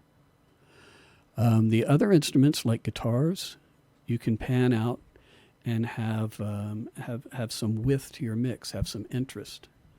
But keeping in mind, the further out, if you pan something hard left and right, as hard as you can, it will be very apparent, especially in headphones, you know. So if you're going to do that type of thing, generally I don't pan things completely hard. I leave them tucked in just a little bit. But if you're going to do that type of thing, just be aware of what happens to the volume. So now let's listen again. And as we push the piano from the center over to the side, you'll hear it get louder.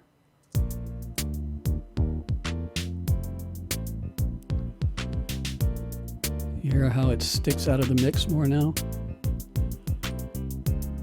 Get a little more obvious. Go back to the center. Sorry.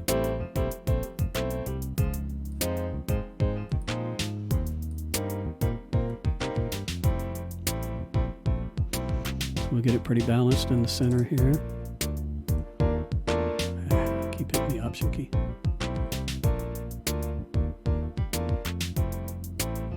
And as we pan it over, it becomes more apparent. And it almost sounds unnatural, you know. We did the same to the pad. So now we have a lot of width to our mix, right? But it also makes those instruments not blend, right? Now everything is detached from one another. And so that's like the basics of trying to mix instruments together, you know. So you want to have a nice wide sounding mix like we did with the Steely Dan on the very first lesson. So you want it nice and wide, but you also want to keep in mind that the instruments have to still blend in some way, right? We're running out of time here. Let's talk a little bit about the assignment. You know how much tracks and how much time you need to make, but when you do it, I'd like for you to just use 2 instruments. Okay? So we have expand 2, and when you open the interface, it looks like this. Go to the bass track instead. Right? I'm going to put this in record. And this interface, there's a lot of control. This is called a Rompler, right? A Rompler it's like a sampler, but it has built-in samples. You can't add to it. So it comes with this library, and that's all you get. So in order to load a patch, you're going to go up to where it says preset, and right under that is the word factory default. Right? When you click on that, you'll get a whole bunch of sounds that come up. And you can scroll up, and you'll see you have all these different banks of sounds. Right? Some of them are pretty good. This is an old piece of software. So it's not, it needs to be updated, basically. But it doesn't have great orchestral sounds. Some of the synthesizers are very useful. Some of the drums are very useful. So you can go through these and just take a listen to different things and find whatever sounds that you want, you know. I have the piano or the bass turned down. Let's turn it up so you can hear it. It's got some pretty nice percussion sounds. It's got some ethnic sounds, which are very, very cool. Right? Bagpipes and all sorts of stuff. Kalimbas are always nice on samplers. But you can use any of these instruments you like. And you don't have to be limited to how many tracks you want to use. If you want to make your arrangement bigger, by all means, go for it. Just make it musical and have fun with it. You know, this is music. It's supposed to be fun. So the other thing I'd like to talk about is the drum kits. If you select a drum kit, we'll go to Pop Drum Kit. Right? And if I play notes on the keyboard, let me turn on this camera. Right? If I play notes on the keyboard, the bass drum is on this C. Right? The next note up is going to be a snare drum. The next note's another snare drum. You have a side stick here. You got claps here usually. And then you have toms. You have 3 different kinds of hi-hats. Right? Still toms. Crash cymbals and ride cymbals. And then usually you have some, all sorts of cymbals up here. And then you have a couple little percussion things usually at the very top up here, like C, D, and E. So the good news about using this same sampler or rompler is that when you switch between sounds, that mapping stays the same. So you can program in a drum part, and you can go through and you can change the sounds, and the hi-hat will still be the hi-hat. And, so it's easier to audition this stuff because there's so much stuff in there. I mean, just dig around and see what you come up with. It's daunting, actually, to try to find sounds because there's so many things in there, right? And so there's a lot of control here. And we usually don't get into this a lot in this class, but if you can stack instruments together. You can have a piano with a string underneath. You can adjust the levels. You can adjust the panning of the individual instruments. There's really a lot going on in here. So, there's some really nice pads in here. There's some, polysynthesizers, brass, percussion. Just read through here and play around and see what you come up with. So back to piano. Mini grand. So this is your different piano sounds from soft piano to hard piano, basically. This is your dynamic response of your keyboard. So if you turn it down,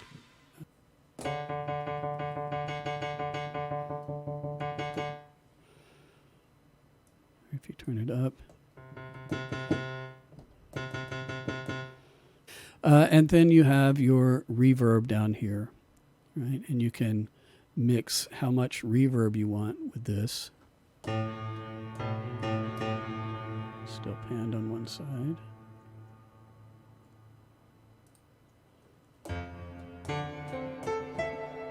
Right? So you've got ambient reverb, so you have shorter rooms that work better in, more rock pieces. And you can adjust the amount here. Right? And then you have a master level for your keyboard here.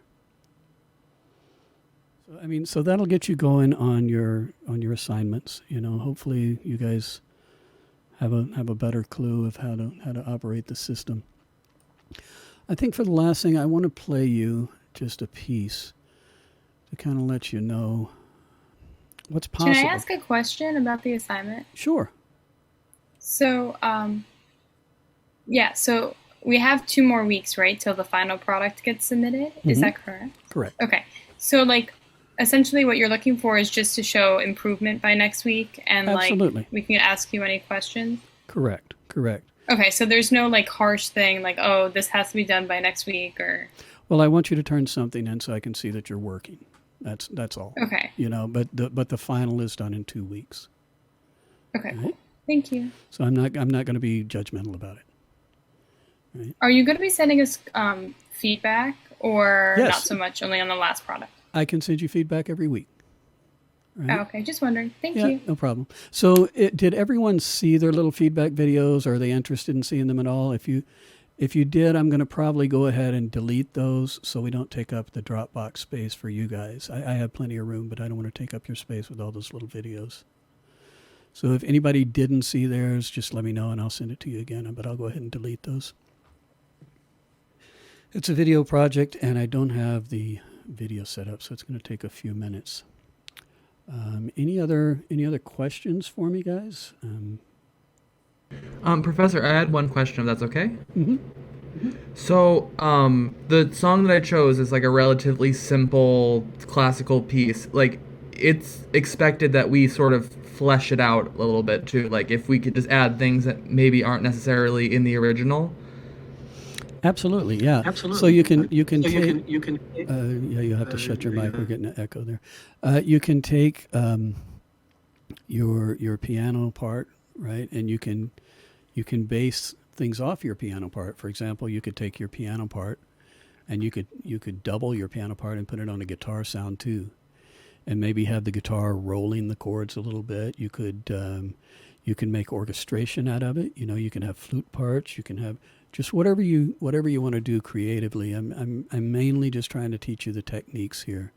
So whatever you want to do creatively, it's open palette for you. Right? But just make sure that you have at least a chord track and a melody track and a bass track, and then whatever else you want to add on top. Okay, and show me that you've learned these techniques some. So this is a piece that Pete Calandra wrote and I mixed for a film for an athlete, Dara Torres. And so this was on, I don't remember what network. I want to see ESPN, but I don't think that's right somehow. But it's a great film. If you get a chance to see it sometime, you should look at it.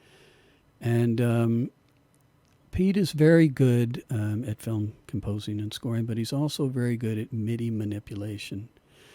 And the way that he's able to take fake instruments, synthesizers, and make them dynamic in the way that Daniel was talking about earlier with the volume rides and stuff is very impressive. So the way that Pete and I work is Pete will do all of his production in MIDI. And he will use those MIDI tracks to send to the clients. And the clients will make comments. And maybe they'll edit the video and they'll change the arrangement. They'll add seconds here, take something out there, whatever. And then once the picture is finalized, he will render all of that MIDI data to audio. And so here's just a little piece that he did and I mixed. We can take a listen here. I'll start somewhere in here.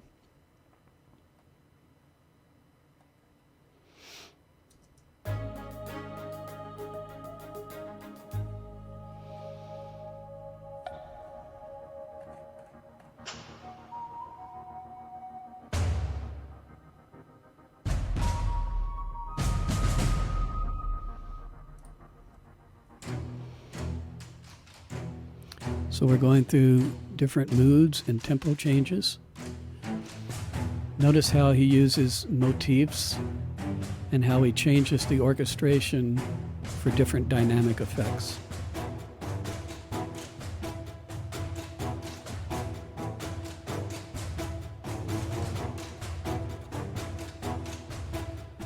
So here's the rendered audio tracks of this section. Right? And I go through and I EQ and I set the levels and the panning and stuff like that. And then we send it on to the film mixer.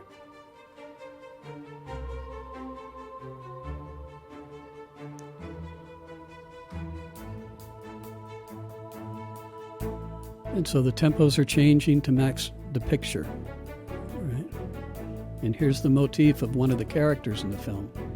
So every time this character comes on, you get bump, bump, bump, bump. This little part.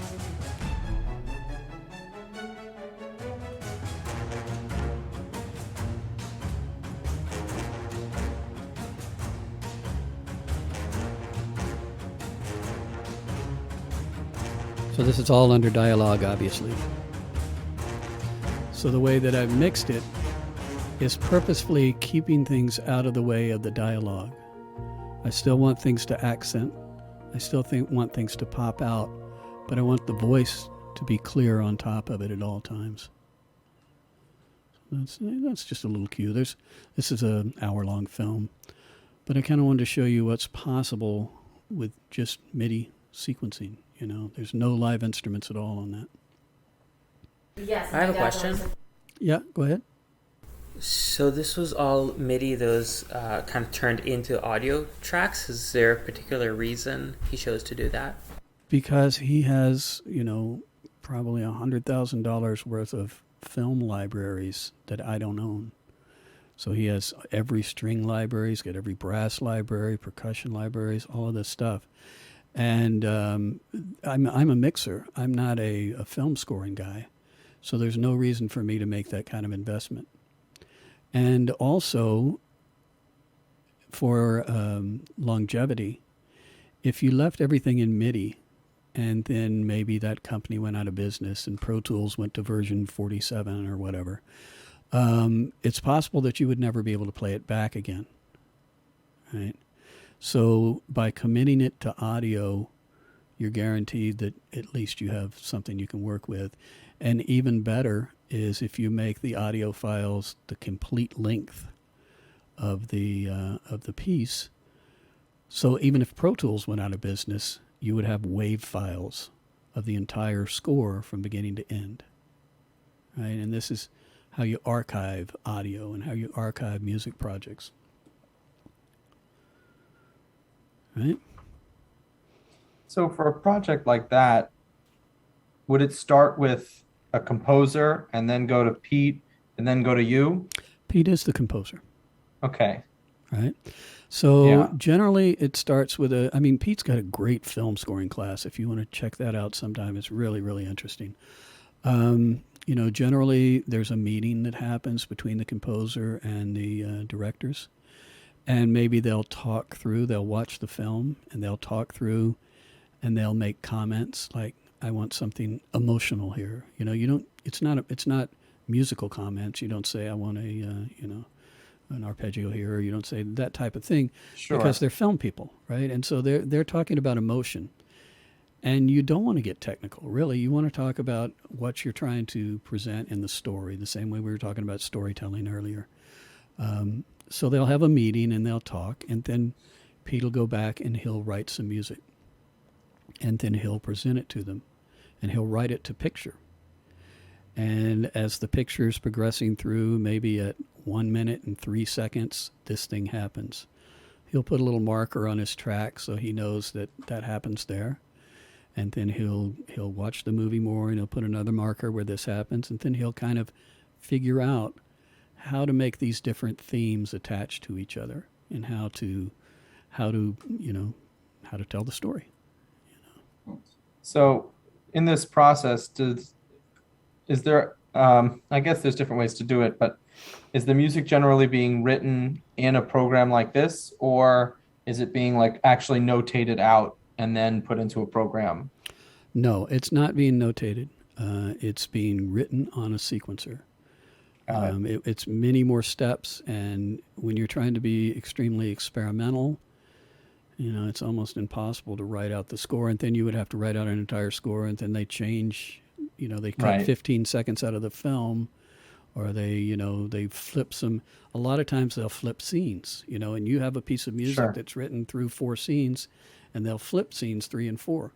Right now, your music doesn't make any sense at all, So you need to keep as flexible as you can be, and that's how he works, And he's been doing a lot. He's scored a lot of films, so he kind of has a feel for how to do it. As you're starting out, it's going to be a lot of hunt and peck, and and figuring out how to score against a picture. But a lot of it comes with simple motifs. You come up with this bum bum bum bum bum bum bum, and that's a motif for one character, and maybe another one, whatever. So you got these different motifs for the different characters and the different types of emotions that you want to convey. And then if you bring those back in and out throughout the film, but change the orchestration, then the motifs become, oh, did I hear that before?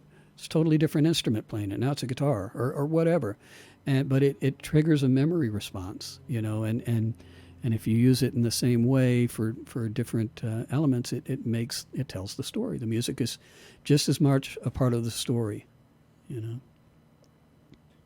And so then if you wrote out the whole score and everything, and then they're like, okay, we want this to be recorded by a live orchestra, then it has to get notated. Correct. So it's demoed first. From there. Right. It's demoed usually 99% of the time these days. Everything is demoed in a sequencer because it's the most efficient way to work. And you don't want to get in front of an orchestra and start changing parts because that's very expensive, Yeah. So, and so what you would do at that point is you can actually take the MIDI data and you can output it to a notation program. And if it's for an orchestra, you usually don't do all that notation yourself because it's a mammoth job, right? So you would give it to an orchestrator, and maybe you output it into a program like Sibelius or Finale. And the orchestrator then can go through and he can take the clarinet parts and he can derive what you need, and make the charts and make the score. Got it. Cool. Right? But basically, if you look at a classical or an orchestral MIDI layout, the way Pete lays things out is exactly like a score. So he has all the instruments going down in the same order, so it's easy for the orchestrator to take a MIDI file and recreate it as notation. Right? Cool. Thank you. Yeah, no problem. Anybody else? Got anything? Professor, question. I was curious about the MIDI drums in particular, because there's so many parts of the kit itself. Is there maybe a shorthand or a mapping that can indicate which, say, drum piece is mapped to each individual key in any type of way, like in the MIDI editor, possibly? I don't believe so. I don't know of a way, but generally they're mapped similarly between different instruments and different manufacturers. So your kick drum is always going to be on C. Your snare drum is always going to be D. Another snare is always going to be on E. And your hi-hat's always going to be an F sharp and a G sharp. So they're always kind of mapped the same way. There's a standard drum mapping that people use. But it's a lot of hunt and peck, And when I'm programming, I'm not like as you know, I'm not a great keyboardist, right? So I'll do the bass drum on one track, I'll do the snare drum on another track, I'll do the hi-hat on another track. I've known programmers that can sit and play an entire keyboard and play a jazz track, where they have kicks and tom fills and snares, and they're just playing with their hands, It's amazing to watch. It's incredible. But that's not me. So, we use the tools we have. Gotcha. Thank you, Professor. Yep. Anybody else got anything? Great, guys. Well, thank you so much for coming, and I hope we got some stuff out there that you can use.